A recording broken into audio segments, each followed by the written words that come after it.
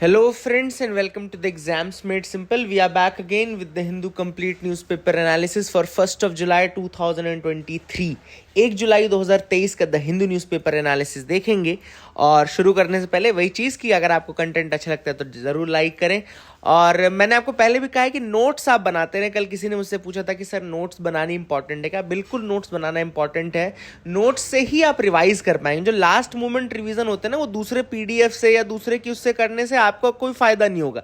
आपको क्या लगता है कि आप अगर उसको जस्ट किसी हाईलाइटर से या आपने किसी उससे मार्कर से आपने मार्क कर लिया तो आपने now you have done your job, but उसका बहुत कम इम्पैक्ट पड़ता है आपके मतलब आपकी याददाश्त में, आपके सबकॉन्शियस में वो स्टोर नहीं हो पाता है। तो अगर आपको अपने सबकॉन्शियस में स्टोर करना है ना किसी चीज़ को, तो आप उसको लिखिए ज़रूर और लूज पेपर्स में लिखिए। मेरा आपको ये सजेशन रहेगा कि आप प्लीज़ लूज पेपर्स में लिखिए, क्योंकि जब आप लूज पेपर्स में लिखेंगे तो उसमें आपको अगर कल को कुछ नई चीज़ ऐड करनी है सेम टॉपिक में भी, तो आप उसमें एटलीस्ट बीच में लूज पेपर्स ऐड कर सकते हैं। तो this is what my suggestion to you will be कि आप प्लीज़ उसमें नोट्स बनाएं, ठीक है ना? Now is it clear now, है ना? और जैसा न्यूज़ एनालिसिस चल रहा है ना, उसी में आप बना लीजिए, पॉज कर करके बना लीजिए, या ओवरऑल आप मतलब पॉज कर करके बना लीजिए तो वो बेस्ट रहेगा आपका, क्योंकि वंस एंड फॉर ऑल आपका लगभग 40-45 मिनट्स में पूरा हिंदू पेपर कंप्लीट हो जाएगा। और हिंदू बस हो नहीं रहा है, मैंने आपको पहले भी कहा कि इसमें आपका पीआईबी भी कंप्लीट होगा। इसमें आपका जो भी आपको जानने योग्य चीज़ें हैं ना, वो सारी हो जाएंगी, ठीक है ना? तो that is my suggestion to you. Start करेंगे सबसे पहले आज के सवालों के साथ जिनके जवाब आपको देने हैं। First let's start with the questions. पहला सवाल है, consider the following statements with respect to the governor, है ना? गवर्नर के रिगार्डिंग कुछ सवाल है। पहला कह रहा है, the constituent assembly accepted the American model of election of the governor. दूसरा कह रहा है, the governor has no security of tenure and no fixed term of office. तीसरा कह रहा है, according to Supreme Court, the governor cannot exercise a power that is not conferred on him by the Constitution. आपको बताना है कौन से statements correct हैं, ठीक है ना? कितने स्टेटमेंट करेक्ट? आजकल तो यूपीएससी ने नया पैटर्न पकड़ा है, कितने स्टेटमेंट करेक्ट है? तो options are only 1, only 2, all 3, none, है ना? तो इसका जो करेक्ट आंसर है वो है ओनली 2, 2 स्टेटमेंट्स करेक्ट हैं। गलत कौन सा है मैं आपको बता दूं। गलत पहला वाला है कि जो कॉन्स्टिट्यूएंट असेंबली उसने American model for election of governor नहीं चुना था, उसने कैनेडियन मॉडल, कनाडा का मॉडल चुना था for the election of the governor. आप सर्च भी कर सकते हैं, है ना, कि गवर्नर का इलेक्शन कहाँ से क्या कैसे, तो आपको मिल जाएगा। कनाडा का मॉडल है, कैनेडियन मॉडल है। फर्स्ट गलत है, दूसरा तीसरा बिल्कुल सही। कॉन्स्टिट्यूशन ने कोई गवर्नर को कोई सिक्योरिटी ऑफ टेन्योर नहीं होता है ना, एंड फिक्स्ड टर्म भी नहीं होता है, एंड तीसरा तो बिल्कुल सही ही है। दूसरे सवाल पे आते हैं। आर्टिकल 156 ऑफ द कॉन्स्टिट्यूशन जो है वो कहता है कि governor shall hold office for a term of 5 year from the date on which he enters upon the office. Which of the following can be deduced from this? इस line से आप क्या डिड्यूस कर सकते हैं, इस आर्टिकल से आप क्या डिड्यूस कर सकते हैं? अब पहला डिरेक्शन लिखा है, no governor can be removed from office till completion of his term. दूसरा कह रहा है, no governor can continue in office beyond the 5 year terms. तो आपको बताना है कि इनमें से कौन सा डिड्यूस किया जा सकता है। बहुत प्यारा क्वेश्चन है, अगर आप करने का अटेम्प्ट करने का कोशिश करें तो बहुत प्यारा क्वेश्चन है, ठीक है ना? जरूर करिएगा, मुझे बताइएगा कमेंट सेक्शन में कि कितने आपसे बन गए आज के, क्योंकि ये तीनों अपने आप में एक सवाल है, कंसेप्ट ही है ना? तो इसका जो करेक्ट आंसर है वो है D, none of the above. कोई भी डिडक्शन नहीं है, क्योंकि ऑब्वियस सी बात है, आर्टिकल 156 ये तो कह रहा है कि गवर्नर का टर्म होगा 5 ईयर्स की, लेकिन इसमें एक चीज और है, on the pleasure of the president, है ना? ये सब है, और आपको पता भी है कि गवर्नर को कभी भी हटाया जा सकता है, तो पहला भी नहीं डिड्यूस किया जा सकता। एंड सेकंड जो है कि कंटिन्यू नहीं कर सकता बियॉन्ड 5 ईयर्स, तो वो भी गलत है। मान लो 5 ईयर्स तक है, अब जब तक नया गवर्नर नहीं आएगा तब तक तो वो गवर्नर होल्ड करेगा ना ऑफिस, तो ये बिल्कुल ये भी गलत है। तीसरा है, विच of the following is a part of the electoral college for the president but not for the impeachment. आपको बताना है कि इनमें से कौन सा ऐसा है जो कि इलेक्टोरल कॉलेज का तो पार्ट है लेकिन इम्पीचमेंट का पार्ट नहीं है। Obvious options are Lok Sabha, Rajya Sabha, state legislative council या स्टेट लेजिस्लेटिव असेंबली।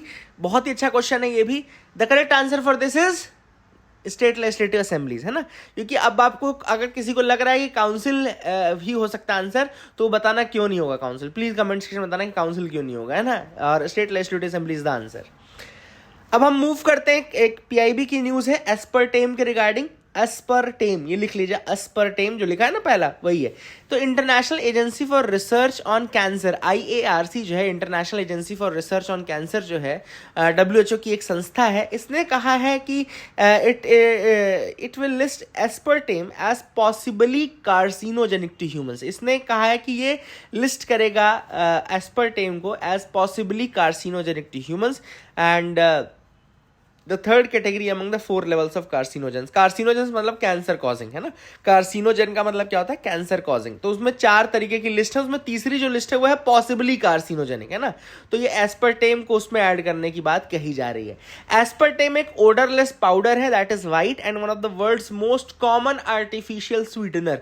ये आर्टिफिशियल स्वीटनर के रूप में यूज किया जाता है वर्ल्ड का, है ना, one of the world's most common artificial sweetener. और इसको अब सोचो IARC, अब इतना लेट एक तो ये लोग बताते हैं कि हम लोग तो कितना न जाने खा चुके होंगे, है ना। अब वही मुझे लगता है कि जब पहले से आपको पता था तो पहले से बताओ ना यार कि कौन सी चीज स्वीटनर, कौन सा कैंसर कॉजिंग है, कौन सा क्या है। अब हम लोग तो दबा के खा रहे हैं यहाँ पे स्वीटनर। और अब मैं तो बता रहा हूँ, अपनी डाइट अगर आप चेक करेंगे तो आपको आर्टिफिशियल स्वीटनर बहुत ज़्यादा मिलेंगे, है ना। तो चाहे आप लेस खा रहे हैं, कुरकुरे खा रहे हैं, सब में डाला हुआ है कहीं ना कहीं शुगर, अब किसी न किसी फॉर्म में तो डाला ही है। I don't know now. Chemically, aspartame has 2 amino acids, L-aspartic acid and phenylalanine. याद रखेगा, L-aspartic acid and L-phenylalanine, ये याद रखेगा। Aspartic acid is produced naturally by your body and phenylalanine is a essential amino acid that is taken from the food, है ना। तो याद रखेगा ये दोनों चीज़ें हैं aspartame के लिए है। These are the importance and it was discovered by James M. Schlatter। याद रखिएगा, इसको डिस्कवर किसने किया था, जेम्स एम स्लैटर ने 1965 में। And it is used as a sugar alternative as it has 0 calories, है ना। तो डाइट, सॉफ्ट ड्रिंक्स और इन सब में तो बहुत ज़्यादा यूज़ होता है ना। तो अच्छा, ये अच्छी बात है कि मैं डाइट कोक और ये सब नहीं पीता, तो चलो कम से कम ये हाँ तो बचे। अब आप लोग भी देख लीजिएगा कि क्या आप करते क्या नहीं करते, है ना। अब यहाँ पे एक लिखा रहता है, देखो, food containing aspartame carry the warning not for phenylketonurics. याद रखिएगा, एक टर्म लिखा रहता है जहां पे भी एस्पर्टेम होता है, उसमें लिखा रहता है नॉट फॉर फिनाइल कीटोन्यूरिक्स। तो फिनाइल कीटोन्यूरिया है क्या, तो फिनाइल कीटोन्यूरिया जो है एक रेयर इनहेरिटेड डिसऑर्डर है in which the patient does not have the enzyme needed to break down phenylalanine. याद रखेगा, फिनाइल कीटोन्यूरिया एक ऐसा रेयर इनहेरिटेड डिसऑर्डर होता है जिसमें पेशेंट के बॉडी में वो एंजाइम्स नहीं होते हैं जो कि ब्रेक डाउन कर सके फिनाइल एलानाइन। और इसीलिए शायद एस्पर्टेम मना किया जाता है, क्योंकि एस्पर्टेम में हमने ऊपर देख लिया कि फिनाइल एलानाइन होता है एक अमीनो एसिड, है ना। तो that is the thing, phenyl ketonuria. तो आपको ये डिसीज के बारे में पता चला, एस्पर्टेम के बारे में तो पता चला ही चला। मूव करते हैं सेकंड न्यूज आइटम में। एक और न्यूज आइटम है जिसमें international institute for management development, याद रखिएगा, international institute for management development, IMD बोलते हैं इसको। इसने रिलीज किया है वर्ल्ड कॉम्पिटिटिवनेस रैंकिंग 2023, अभी रिसेंटली रिलीज किया है वर्ल्ड कॉम्पिटिटिवनेस रैंकिंग। और वर्ल्ड कॉम्पिटिटिवनेस रैंकिंग एक कॉम्प्रिहेंसिव एनुअल रिपोर्ट है वर्ल्ड वाइड, जिसमें कि अलग अलग कंट्रीज की कॉम्पिटिटिवनेस मतलब अलग अलग सेक्टर्स में देखी जाती है ना, कि कितना वो लॉन्ग टर्म में वैल्यू क्रिएशन कर सकते हैं इन सब में। इसमें 4 की पैरामीटर्स हैं, 4 की फैक्टर्स हैं। पहला इकोनॉमिक परफॉर्मेंस है, दूसरा है गवर्नमेंट एफिशिएंसी, मतलब इकोनॉमिक भी ले लिया, गवर्नमेंट भी ले लिया। देन इंफ्रास्ट्रक्चर लेते हैं, चौथा बिजनेस एफिशिएंसी लेते हैं, इंफ्रास्ट्रक्चर एंड बिजनेस एफिशिएंसी। तो economic performance, government efficiency, infrastructure and business efficiency, ठीक है ना। तो 3 कंट्रीज है, Denmark, Ireland and Switzerland. They have been named the top 3 among 64 economies. 64 economies में 3 जो टॉप 3 हैं, Denmark, Ireland and Switzerland. India has been ranked 40 rank पे India है। India has slipped 3 spots from the previous year, है ना। तो मतलब इसकी अगर देखें पिछले साल के कंपैरिजन में तो हम 3 स्पॉट जरूर स्लिप हुए हैं, लेकिन अगर 19 से 21 के बीच में देखें तो हम 43 भी थे, तो उससे तो बेटर ही है अभी, कम से कम पहले 19 से पहले कंडीशन में नहीं पहुंचे। तो दिस इज इंपॉर्टेंट थिंग। तो I hope you got clarity regarding these news items. आगे हम द न्यूज़पेपर के एनालिसिस में आते हैं, ठीक है ना। यहाँ देख लेते हैं क्या इंपॉर्टेंट है। फ्रंट पेज में देखो, फ्रंट पेज में से कुछ खास न्यूज़ नहीं थी। फ्रंट पेज में आपको लग रहा होगा कि सर ने फ्रंट पेज निकाल, देखो after high drama Biren drops his resignation plan. तो ये मणिपुर का चल रहा है। मणिपुर में पहले वो रिजाइन करने वाले थे चीफ मिनिस्टर, लेकिन फिर ड्रामा हुआ तो उन्होंने कहा ठीक है अब ड्रामा हो गया, अब ड्रामा देख के मजा आ गया तो हम नहीं करेंगे, ठीक है ना। तो this is what he said. Stalin disregards letter asserts governor has no power to sack a minister. अब ये गवर्नर देखो, ये तमिल, इसके ऊपर तो पूरा एडिटोरियल आया, इसलिए मैंने अभी आपको यहाँ नहीं बताया। आज पूरा एडिटोरियल ही इसी मुद्दे पे आया है कि गवर्नर कर क्या रहा है। तमिलनाडु में तो गवर्नर पता नहीं क्या ही कर रहा है, उसके दिमाग में क्या चल रही है, डोंट नो वन नोस, है ना। अब जब सुप्रीम कोर्ट की बत्ती खाएंगे तभी जाके मुझे लगता है उनको अकल आएगी। तो लेट्स सी क्या होता है। आगे मूव करते हैं एडिटोरियल, जैसे मैं आपको बता रहा था आज एडिटोरियल में हम मूव करते हैं। पहला देखो एडिटोरियल है governors move is dangerous and unconstitutional. अब हुआ क्या है, पहले मैं आपको एक कंडीशन बता दूं तो आपको बिल्कुल पता रहना चाहिए क्या हुआ है। तो गवर्नर ऑफ तमिलनाडु जो है RN रवि, ठीक है ना, he has dismissed V Senthil Balaji, है ना, who is a minister in the council of ministers of Tamil Nadu, ठीक है ना। अभी 29 जून को उन्होंने ऐसा किया था। 29 जून को एक कम्युनिकेशन आया कि हम आपको हटा रहे हैं।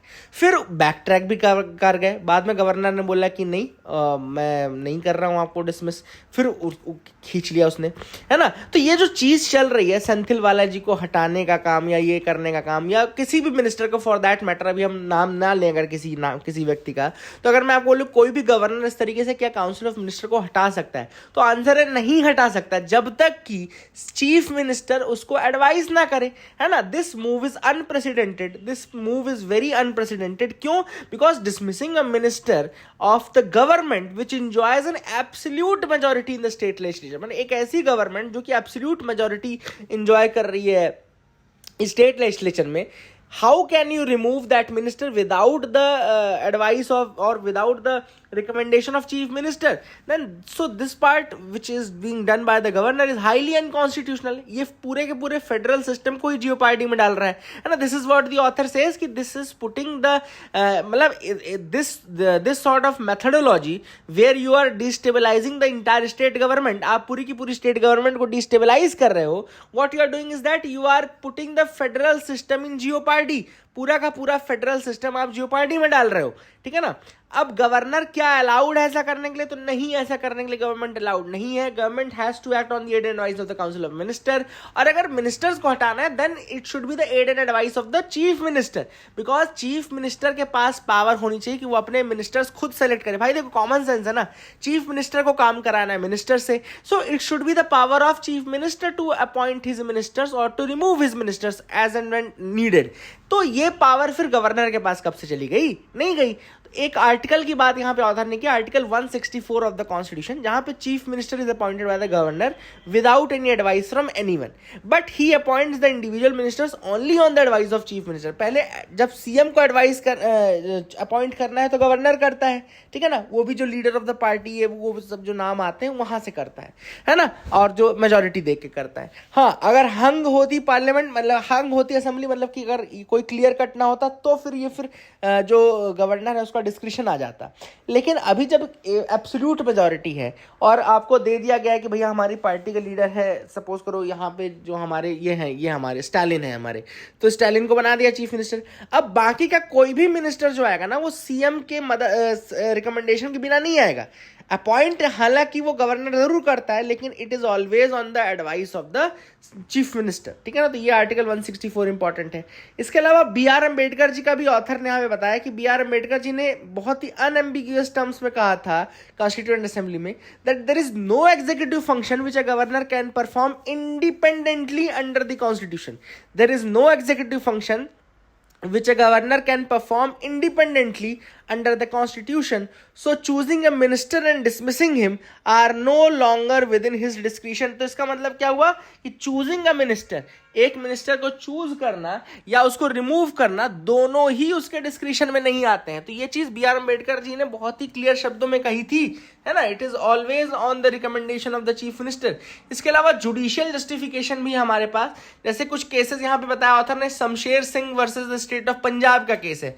Shamsher Singh versus state of Punjab के केस में 7 जज बेंच थी, देयर वाज अ 7 जज बेंच जिसने कि क्लियर कट कहा था, declared that the power of the governor in the republic के उसके टर्म्स में उन्होंने कहा था कि we declare that the law of this branch of the constitution to be that the president and governor, custodians of all executive and other powers under various article, shall by virtue of these provisions exercise their formal constitutional powers only upon in accordance with the advice of their ministers.